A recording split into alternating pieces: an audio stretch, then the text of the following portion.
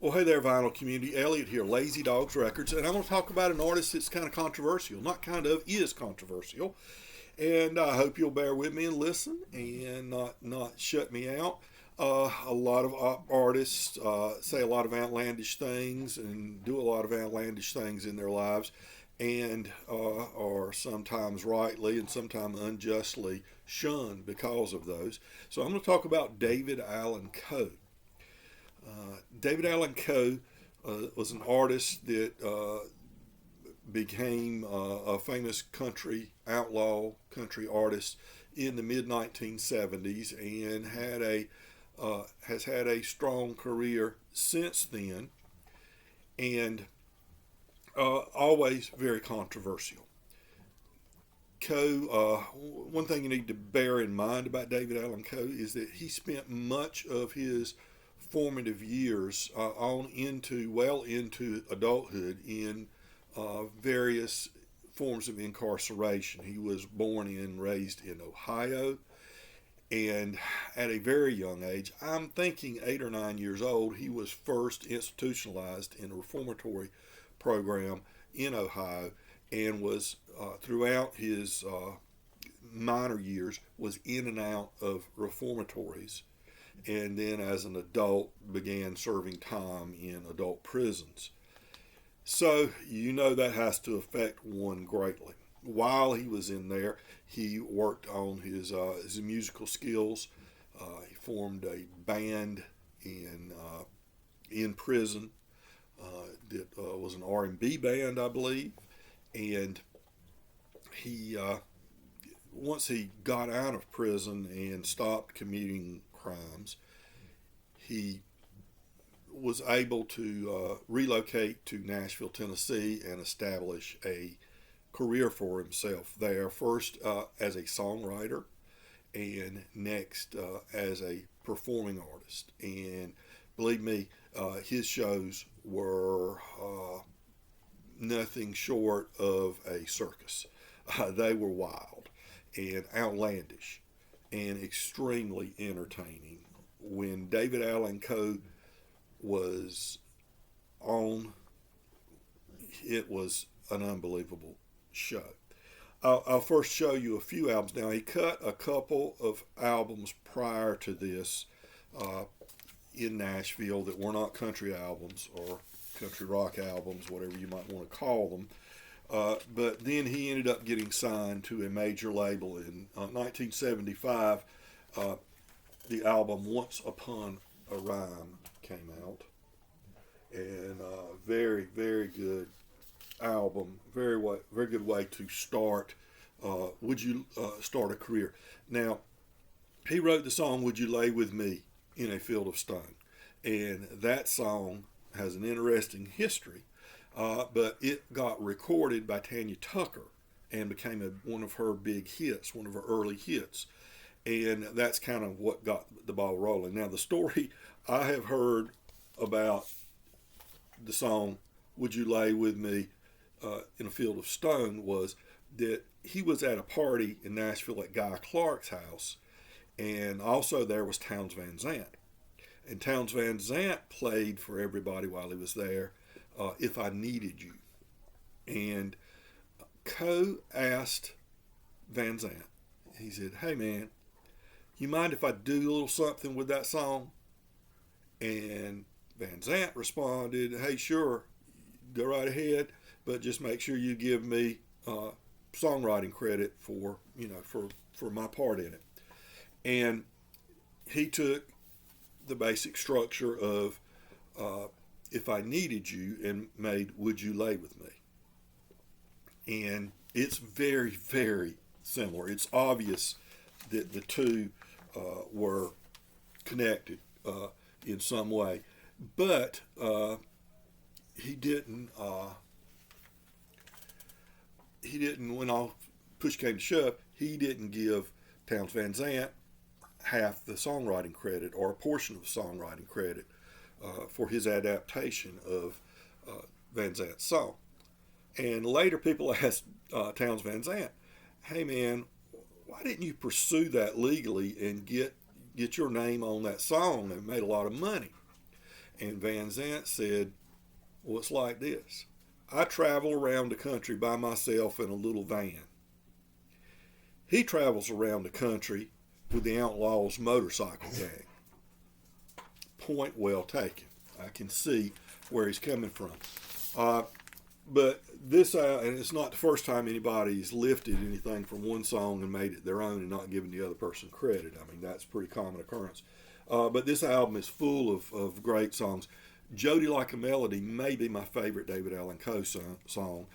Sweet Vibration, some folks call it Love's another great one. Another pretty country songs on here. He does his version of Fraulein on here. And this is an excellent album. That was in 75. And then in 76, he releases Long-Haired Redneck. David Allan Coe, Long-Haired Redneck. These are on Columbia Records, by the way. And this has the classic title track. And it's got Texas Lullaby. It's got Family Reunion. And one of the more funny little songs he does, he name drops a lot. And this one, he's got Arlo Guthrie in here and a bunch of other people. Dakota the Dancing Bear Part 2 is a funny little silly song. And he does that one as well. But this is, and it's David Allan Coe, the Mysterious Rhinestone Cowboy. Long before Glenn Campbell ever did the Rhinestone Cowboy song. So he had that before him. And then follow up a year later, and we've got Rides Again. And there he is on a Outlaws motorcycle gang Harley Davidson. And I believe this album was the one done with the Tennessee Hat Band, an excellent band. The Tennessee Hat Band is on this one. And this has the song he opened, I think all his shows pretty much he opened, or a huge number of them. It was the normal opener, Willie Whalen and Me. Again, he liked to name drop. But it's also got The House We've Been Calling Home, Pumpkin Center Barn Dance, a reprise of Willie Whalen and Me. Side 2 starts with Lately I've Been Thinking Too Much Lately. And another one of these, I told you my favorite might be Jody Like a Melody, but on here, this might be just as much a favorite of mine. Under Rachel's Wings. Oh gosh, just great music here. And it closes out, If That Ain't Country. And that's where some of the controversy starts, because he uses a derogatory term in there. Since 1977, people use derogatory terms much more openly than they do today, but a lot of people shun him because of that and a few other things he's done in his life. He was prolific. He was putting out 1 or 2 albums a year throughout the late 70s into the 80s, and he had different personalities. Sometimes he was a pirate. He went and lived in Key West area of Florida there for a significant amount of time, and he presented himself kind of as a pirate. And he and Jimmy Buffett had this rivalry going, and Jimmy Buffett couldn't stand Coe. I understand why he couldn't. A lot of people couldn't stand Coe. I wouldn't want him as my personal friend, to be honest with you, but I do enjoy his music a lot. In 1978, we see him adopt one of his personas, not the pirate this time, but this is David Allan Coe Family Album, Impressions, Depressions, Dedications, and Meditations. And can you guess what persona he's taking on here? Notice 2 females. He decided he was going to be a Mormon because, he really wasn't a Mormon, but he decided he was going to be a Mormon because he was going to have multiple wives. That's right, multiple wives. And but this is just Coe being Coe, being a crazy guy. And let's see. There he is. He made a couple of not B but C movies, I guess you'd say, for Owensby, a guy that had a movie studio in Charlotte, North Carolina, and made very low end budget movies. And Coe ended up playing in a couple of those. This is again is full of fun songs and great songs. Divers Do It Deeper, one of those sing along songs, and this is he wrote Take This Job and Shove It, and it's on this album. And of course, Johnny Paycheck then took Take This Job and Shove It, and it climbed the charts and was huge. Houston, Dallas, San Antonio's on here. Bad Impressions. He always did a 20-minute or so period in his live act, doing impressions of different artists. Heavenly Father, Holy Mother. But this is his Mormon period, so he had an excuse to have multiple wives. And this is another good album from '78, Human Emotions. I'm not going to take it out of the jacket. Take me forever to do all that. From '78, and it's got the title track. He does another version of Would You Lay With Me in a Field of Stone, and one side is called the happy side, and the other side is called the suicide. So you can, get the idea of what songs are going to be like. Now I mentioned a pirate. He thought he was a pirate there for a while, and there's Compass Point. This one for '79, an excellent album. Heads or Tails is on here. Merle and Me, The Fish Ain't Biting Today, X's and O's, Kisses and Hugs. And this one has, it's actually his band on this album, which is not usually the case. Usually using studio musicians. But that brings me to the bass player on here. They call Wizard. I'd never heard him called that before. Alan Hicks was the bass player for David Allan Coe during some of this period, and he lives not far from here. The only reason, I don't personally know Alan, I know of him. I speak to him in passing, but that's about it. But Alan is he left Coe's band around '79 and joined a local regional band, a very big regional band here called Super Grit Cowboy Band, and he was bass player for Super Grit for a number of years. Today, he's still in the area. He's played some when the last time I went to see the Bill Lyerly Band. He was bassist for Bill's band. But this brings me to the next thing. Alan Hicks, when he was going to leave Coe's band, he suggested another a bassist to replace him, who he had worked with when they were in a beach music band together, called the Band of Oz, which is a beach music band that's still around today.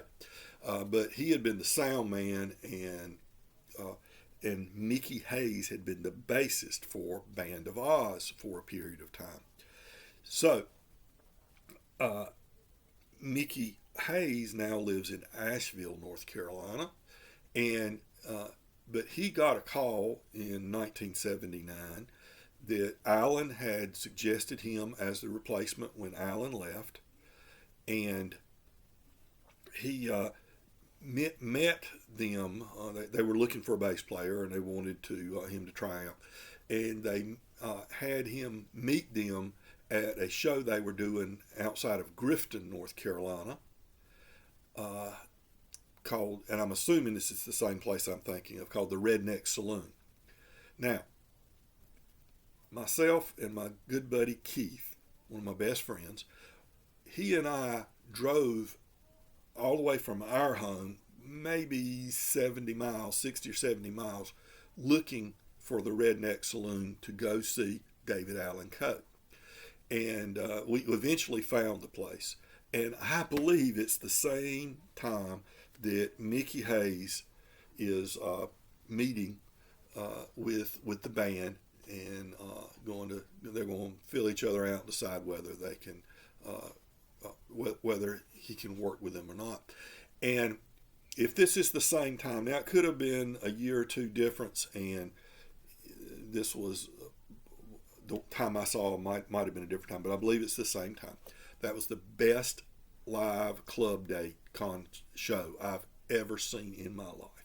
Keith and I arrived, and there were nothing but Harley Davidsons everywhere. And we go in, you'd be scared, going in. We're no biker types or anything. But we went in there, nobody ever bothered us. It was jam-packed, and they put on a show. Keith and I actually, there were nowhere to sit or stand. We stood the whole time during the show.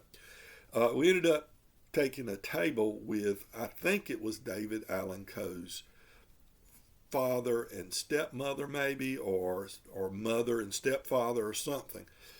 There was something in the band. The wives were at the merch table in the back, but I said, when we got up and stood the whole show, it was a great show.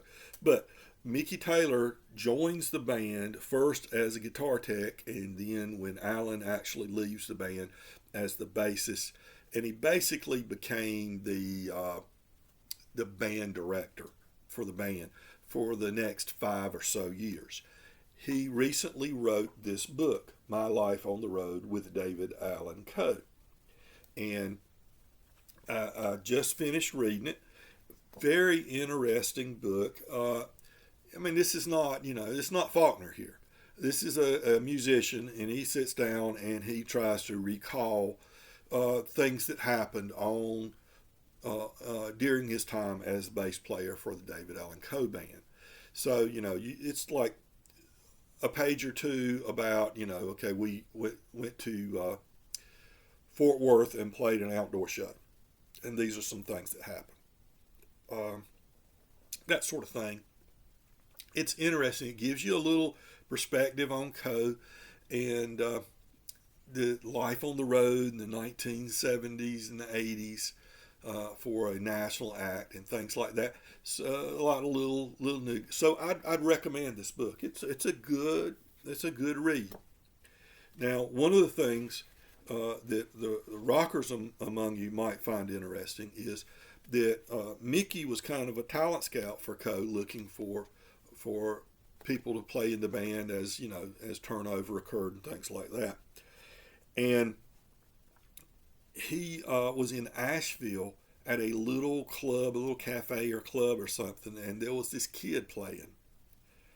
And he was struck by how talented of a guitarist the kid was. And so when their guitarist left, he talked to the guy that night and got his contact information. And this was when the guitarist was about to leave the band, and this would be 1980 or so, he contacted this guy and said, we want you to play in our, consider joining the band. And the guy said, I'm a rock guitarist. And he said, well, that's what David wants in this country band, is a rock guitarist. Well, this was a 19-year-old Warren Haynes. And you all know who Warren Haynes is, I'm sure. The Allman Brothers, Latter-day Allman Brothers, the Government Mule, and solo artist extraordinaire, Warren Haynes. But he was a kid. He was 19 years old, and he joined the band, and he and Mickey roomed together usually. And Coe did not waste money, I'll put it that way. They drove, they had a big entourage, 2 tractor trailers, 2 limos, and 2 buses. It's usually what they toured with. A bus for the band, a bus for Coe, 2 tractor trailers of equipment. They hauled their Harley Davidsons with them, and they had 2 limos. Oftentimes the limos went with them as well. So, he didn't bear any expense there. But what he would do when Mickey Hayes joined the band, he went and stayed at the Coe compound in Key West. And he discovered they weren't going to tour for another 2 or 3 weeks, but they spent those 2 or 3 weeks working hard manual labor. And he said, I'm a bass player, not that he couldn't do the hard manual labor, but they hired me to play bass. And here I am, refurbishing a bus, for instance. He bought Chubby Checker's bus, refurbishing a bus. But lots of interesting things in that book. I recommend you pick it up. I got it from Amazon, and Mickey was gracious enough to sign it to me. Keep it outlaw, he said. Keep it outlaw, Elliot. Mickey Hayes, DAC Band. And a couple of things I found interesting. The David Allan Coe had what Mickey called, and they all called, the prison stare. If he was pissed off about something, if something wasn't going right, he had the prison stare. He would turn and give you that prison stare. And like if there was too much cymbal in the drums, he turned around and gave you the prison stare. You knew to lay off that, stuff like that. Or if you flubbed a line or missed something, you'd get the prison stare. And but he said, you had to, from all those years of incarceration for Coe, one thing he quickly figured out, I don't know if anybody told him or he figured it out on his own, if you just went along with Coe all the time, that was perceived as weakness. So you had to give it back to him, not be intimidated by him. He was the boss, so you kind of had to do what he said. But you had to give it back to him, give him a hard time, or do something the opposite of what he told you to do, so he knows that you're not just going to go along. And that would gain you respect, and that's what he did. Interesting book. I highly recommend it. And again, it's called My Life on the Road with David Allan Coe by Mickey Hayes. And that's Mickey right there playing the bass. Okay. And here's another really good one. Invictus Means Unconquered from 1981. Now, I'm not going to pull... I, at one time, had 27 David Allan Coe albums, so I've got a lot of Coe albums. But I think I've carried 4 to the... Or I think I gave my daughter 1 or 2, and I carried 1 or 2 to the vintage shop where I have a table to sell records, because they were duplicates. Not, I pretty much got all.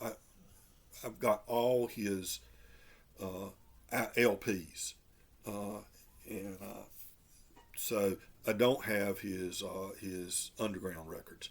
He did 2 underground records that were sold like on Easy Rider magazine. The motors sold on, not online. Today it's probably sold online, but it was sold at his shows and through ads in motorcycle magazines and outlaw motorcycle magazines and things like that. Coe's always affiliated with the Outlaw Motorcycle Gang. I don't know that he's actually ever been a member. I don't think he's a member, but he's an associate of theirs. They served throughout the time Mickey was playing bass for him. They served as his security at his shows. But Coe continued. He had a few hits on the radio. The Ride, during that time Mickey Hayes was playing with him, was a big hit, and for him personally, and he had several that were recorded by other artists, the biggest being Take This Job and Shove It.